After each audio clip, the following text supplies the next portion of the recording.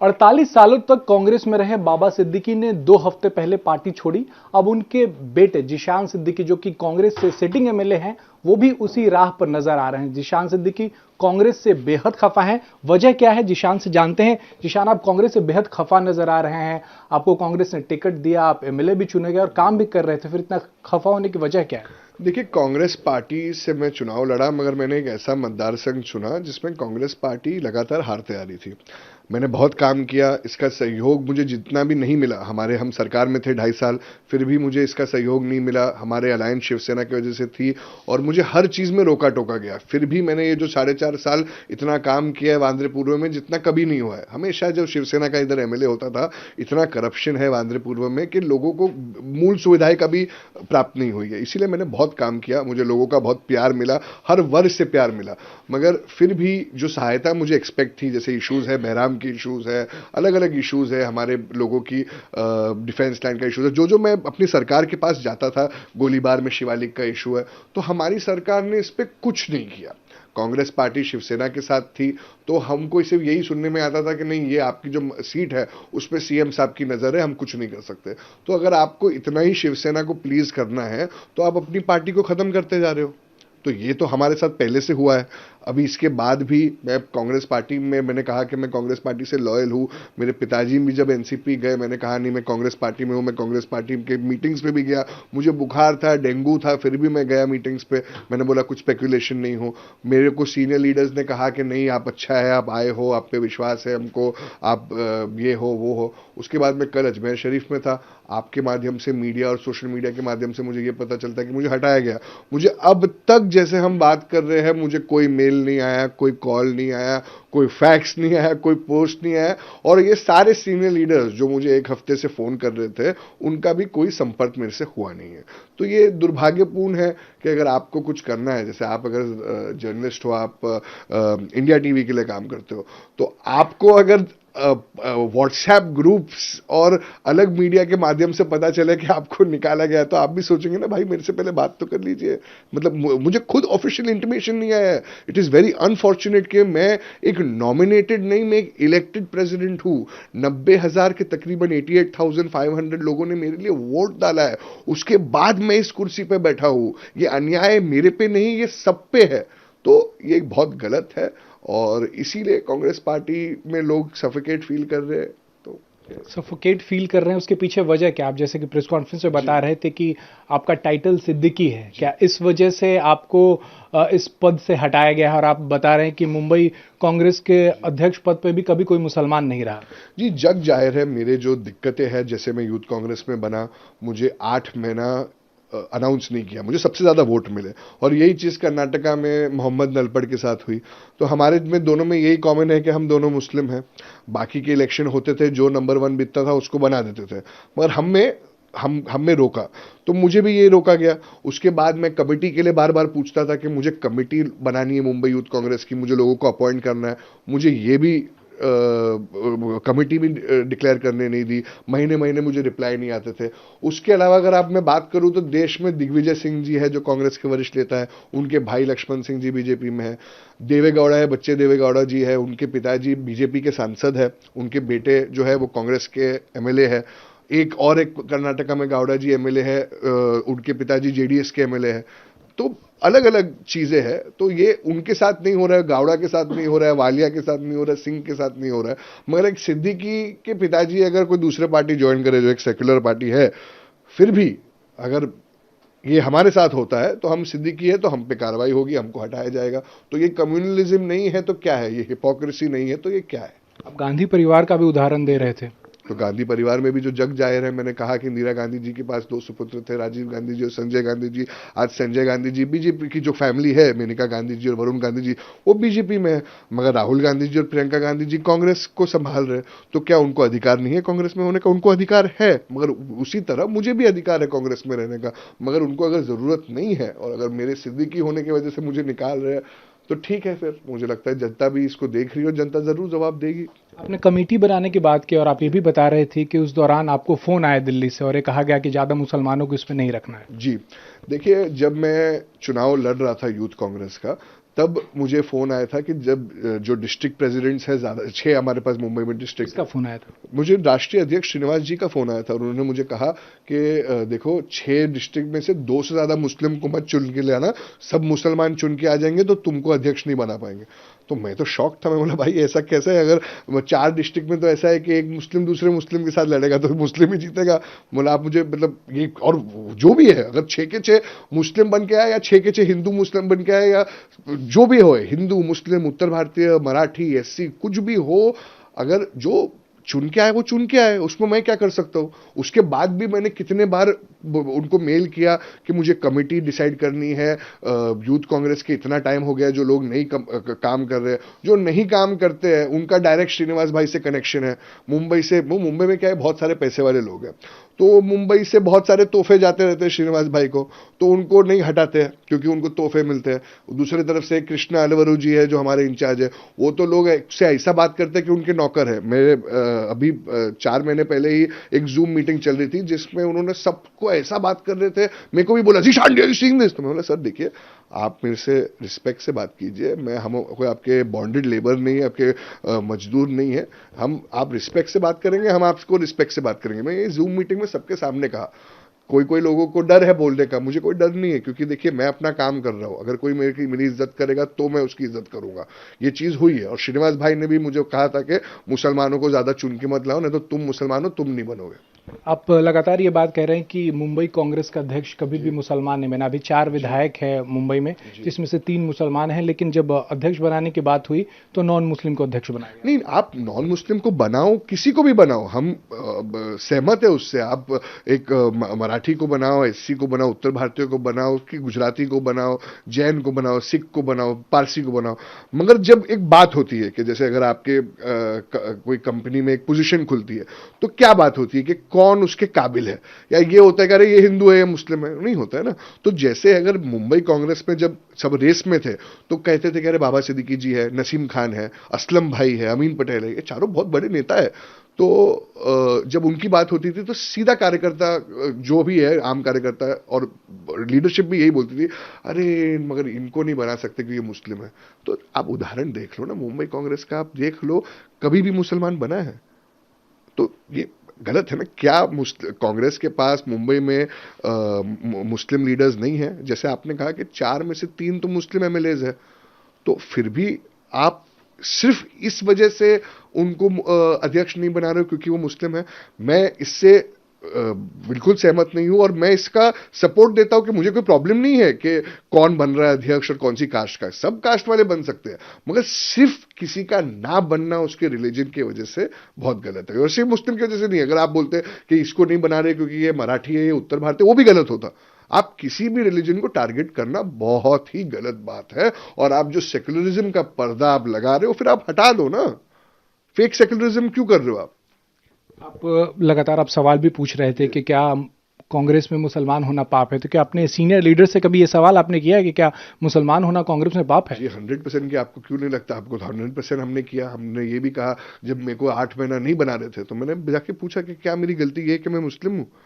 तो उन्होंने नहीं, क्या है अभी माहौल अलग है, अभी हम फ्रंटल में मुस्लिम को नहीं बना सकते हैं। बहुत लोगों ने ऐसा किया। अरे हर चीज में मुस्लिम, आप रिलीजन देखते ही क्यों हो?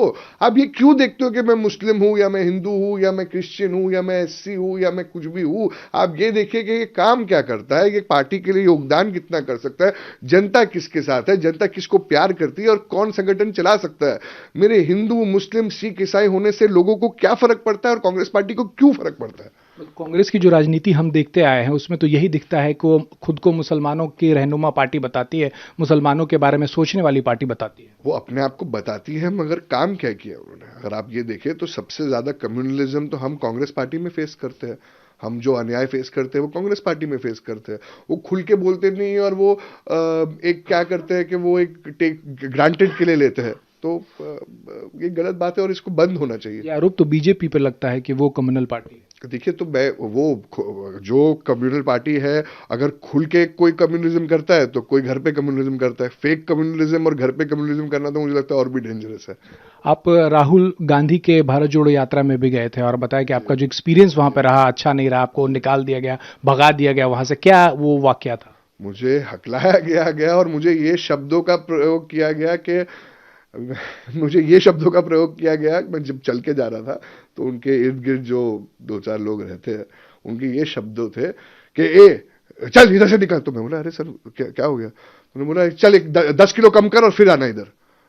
तो मैंने बोला यार ऐसे कैसे बात कर सकते हो? ठीक है चलो, मैंने सह लिया। उसी वक्त मैंने थोड़े हमारे लीडर्स थे और जिन्होंने ये सुना था, तो मैं जब वो एक टी ब्रेक होता था तो मैं उनके पास गया। बोला यार दादा ऐसी बेइज्जती सहने से अच्छा तो मैं क्या, इसीलिए तो मैं नांदेड़ के बाद नहीं चला ना। और क्योंकि क्या है कि और बेइज्जती सहना मतलब राहुल जी तक पहुंचने ही नहीं देंगे तो क्या करेंगे? राहुल जी की जो टीम है, जो थोड़े लोग हैं, वो बहुत वो तो पार्टी को और बर्बाद करने के चक्कर में। आप कह रहे हैं कि आपने प्रेस कॉन्फ्रेंस में कहा कि उन्होंने सुपारी ले रखी है सामने वालों से। ऐसे ही लग रहा है, क्योंकि राहुल जी तक पहुंचने ही नहीं देते, राहुल जी तक बातें नहीं करने देते। अभी आप अपने पार्टी के एमएलए को बोलोगे कि जा 10 किलो कम कर और फिर आ, ऐसे कोई बात करता है क्या? मतलब महाविकास आघाड़ी सरकार जो बनी थी शिवसेना से, जो आप लोगों का गठबंधन हुआ था, उस दौरान क्या आप लोगों ने ये बातें रखी थी कि शिवसेना जो है वो हमारे विचारधारा की नहीं है? क्या वो बातें रखी थी? और बाद में सरकार के दौरान भी आपको एक्सपीरियंस, आप जैसे बता रहे थे कि रैलियों में बाबरी मस्जिद गिराने का सीना ठोक के उद्धव ठाकरे और संजय राउत बात किया करते थे। देखिए, हम जब भी बैठते थे तो हम तो यही कहते थे। जब मुझे पूछा गया था तो हमने सब ने यही कहा था कि हम अलायंस नहीं चाहते, क्योंकि मैं तो शिवसेना के अगेंस्ट चुनाव लड़ा हूं और हमने चुनाव लड़े हैं। मैं तो मुंबई के सिटिंग मेयर के सामने जब चुनाव लड़ा था तो मैंने बोला कि अगर शिवसेना के साथ हमारी अलायंस होती है तो मैं पब्लिक को क्या जवाब दूं। मैं ठीक है, उन्होंने डिसीजन लिया। उसके बावजूद रेडिकल स्टेटमेंट्स दिए गए, काम नहीं होने दिए। जैसे बहुत सारे काम है जो मैं करता तो शिवसेना बोलती कि नहीं इसको क्रेडिट मिल जाएगा। तो अरे इसको क्रेडिट मिलने के चक्कर में लोगों बेचारे का काम नहीं होता है। उधर गवर्नमेंट कॉलोनी में हमारे कितने भाई है, हर कास्ट के, मराठी वो मुस्लिम सब है। तो वो बोल रहे थे कि नहीं अगर इस कार्यकाल में हमने डिसीजन ले लिया उनके घर का हक के लिए तो जीशान को क्रेडिट मिल जाएगा। बहराम में जो लैंड का इशू है, जिसमें रीसिटी सर्वे का है, बहराम से लेके पूरा बापूजी स्टॉल 3 बंगला सब में वो इशू है, वो हमारे पास भी मिनिस्ट्री थी, मगर रीसिटी सर्वे नहीं कर पाए। तो कुछ भी करने का, शिवालिक में गोलीबार में एकदम अत्याचार किया, लोगों को घर नहीं मिला है, डिफेंस लैंड का इशू है। मैं विधान भवन में बार बार विधानसभा में बात करता था, मगर हमारी सरकार कुछ नहीं करती थी। शिवसेना के स्ट्रिक्ट इंस्ट्रक्शन थे कि कुछ इसके फेवर में नहीं हो सकता है। तो आप बात करते थे तो क्या फोन आते थे कि मातोश्री से टॉप लीडरशिप को, कांग्रेस की टॉप लीडरशिप को फोन आ रहे हैं? जी, मुझे महाराष्ट्र से तो छोड़ो, दिल्ली से फोन आते थे। जब भी मैं बोलता था कि अनिल परब जी गलत कर रहे हैं, शिवालिक की बात करें तो मैं हाउस में अगेंस्ट बात कर रहा हूँ, शिवालिक की चाबियां अनिल परब जी बांट रहे हैं। तो वो तो मिली भगत है ना, वो तो क्या लेन देन है उनका शिवालिक के साथ वो बेहतर जाने। तो वो हो रहा है। तो मैं विधान भवन में ये बोलता हूँ कि नहीं, एक मीटिंग होनी चाहिए और शिवालिक को हटाना चाहिए, और उधर अनिल परब शिवालिक के साथ मिलकर चाबियां बांट रहा है। तो मैं अगर अगेंस्ट में बात करूं तो शायद से उसके जो बॉस है अनिल परब के, शिवालिक, उनको प्रेशर डालते होंगे। और अनिल परब दिल्ली में हमारे लोगों को बात करते थे, तो दिल्ली के सीनियर लीडरशिप हमको फोन करती थी और बोलती थी कि नहीं आप अगेंस्ट में मत बात करो। तो आप अपने, मुझे नहीं बचा रहे हो मगर शिवसेना के एक नेता को बचा रहे हो। तो आप अपना घर तोड़ रहे हो और बाजू वाले का घर बना रहे हो। बीकेसी की रैली की बात आप कर रहे थे, वज्रमूट सभा थी, उसमें क्या वाकया हुआ था? आप मुस्लिम विधायक बैठे थे, उद्धव ठाकरे आए, उन्होंने क्या बातें कही जो आप लोगों को नागवार गुजरी? देखिए, मैं, असलम भाई, अमीन भाई, बाबा सिद्दीकी जी जो मेरे पिताजी, हम सब बैठे थे और उद्धव जी ने कहा कि नहीं हमने बाबरी तोड़ी है। तो अगर आप ऐसा कह रहे हो और फिर बोलते हो कि नहीं मुसलमान हमारे लिए वोट डालेगा, हम मुसलमान के रखवाले, जो शिवसेना ने एक ढोंग मचाया है, सबसे दोगली पार्टी है शिवसेना, तो वो जो डोगरापन कर रही है उनको बंद करना चाहिए। और हम, असलम भाई ने भी मुझे देखा, मैंने भी असलम भाई को देखा, और हमने बोला कि देखो हम कितने लाचार है कि हम इस स्टेज पे बैठे और हम कुछ कर नहीं सकते और हमारे नेता ताली मार रहे। अभी भी आपकी सीट को लेकर संजय राउत ने जब बयान दिया था, तब क्या कांग्रेस से कोई सपोर्ट मिला था? उन्होंने कह दिया कि ये सीट तो शिवसेना की है। आप ही बताइए, आप लोग रोज इंटरव्यू लेते हैं कांग्रेस वाले का, किसी ने मेरे सपोर्ट में बात की? मैंने तो सब स्पष्ट शब्दों में कहा कि मैं कांग्रेस पार्टी के साथ हूं, मगर उसके बाद भी संजय राउत जी ने कहा ये सीट तो हमारी शिवसेना की है। तो क्या क्या कुछ रीढ़ की हड्डी होनी चाहिए ना बोलने के लिए। उसने कहा कि संजय निरुपम, मिलिंद देवरा जैसे नेता तो गांव गली में रोज आते, हम दिल्ली में बात करेंगे। तो दिल्ली वालों ने ये बात सुनी होगी ना, दिल्ली वालों का कर्तव्य है कि नहीं बोले कि नहीं भाई हमारे जो लोकल लीडर्स है वो महत्वपूर्ण है, चुनाव हम जिताते हैं या दिल्ली के लीडर्स जिताते हैं। आप बता रहे हैं कि एमवीए की जो सरकार थी, शिवसेना की सरकार थी, आपने कहा कि जनता की हाय लगी, अपने कर्मों से गिर गई, क्यों ऐसा कह रहे हैं आप? क्योंकि जितना करप्शन उसमें हुआ है, आज अगर आप देखेंगे तो आए दिन शिवसेना के लीडर लोग बोलते हैं कि अरे बीएमसी में गलत हो रहा है। तो जब भी मैं इनके ट्वीट्स देखता हूं तो मुझे हंसी आती है। आदित्य ट्वीट करता है, अलग अलग संजय राउत जी ट्वीट करते हैं कि देखो बीएमसी में इतना करप्शन है। मुझे हंसी आती है क्योंकि जितना करप्शन शिवसेना ने किया है, मुझे लगता है कोई पार्टी ने देश में नहीं किया है। बीएमसी में जितना करप्शन शिवसेना में किया है, मेरे कार्यकाल में भी और उसके पहले भी शिवसेना, और मुझे मोर्चा लेना था, यूथ कांग्रेस का अध्यक्ष हूं, तो मैंने बोला कि मुझे पहले की बीएमसी पे मोर्चा लेना है। तो मुझे बोला जाता था नहीं नहीं नहीं, मोर्चा नहीं ले सकते क्योंकि तभी शिवसेना बीजेपी के साथ थी। अरे तो तभी शिवसेना बीजेपी के साथ करप्ट चलेगा, अभी शिवसेना अच्छी है, मतलब ये कुछ सेंस नहीं मेक करता। तो मुझे मोर्चा लेने के लिए भी रोका जाता था। और जो कोविड में जो लोगों की दुआ, अभी हमको सरकार का कोई सपोर्ट नहीं मिलता था, मगर फिर भी हमने हमारे दोस्तों के थ्रू हमने इतना काम किया कोविड में, जो लोगों की दुआएं हमने कमाई है। और इन्होंने सिर्फ हाई का काम किया। अरे पैसा बनाने का जरिया ये लोग ने कोविड में भी कहाँ छोड़ा। हम पीपी किट्स फ्री में देते थे, ये लोग पीपी किट्स 100 रुपए की चीज 1000 रुपए में बेचते थे, तभी भी उनको पैसा कमाने का था। अभी तो खिचड़ी स्कैम आया है, अलग अलग स्कैम आते जाएंगे। और लोग, जो गरीब इंसान मर रहा था, उसको पैसे नहीं थे, जो उसको लोगों ने टारगेट किया है, उस पर जो अन्याय अत्याचार किया है, उसकी हाई की वजह से आज उनकी सरकार गिरी है। और जो उनका बर्ताव था अपने एमएलएस के साथ, अरे मैं जब बोलता था उनके एमएलएस जो दोस्त है कि यार उद्धव जी आदित्य जी मिलते ही नहीं है, तो वो बोलते थे अरे भाई तू तो कांग्रेस का एमएलए, मेरे को नहीं मिले 4 महीना, तेरे को क्या मिलेंगे।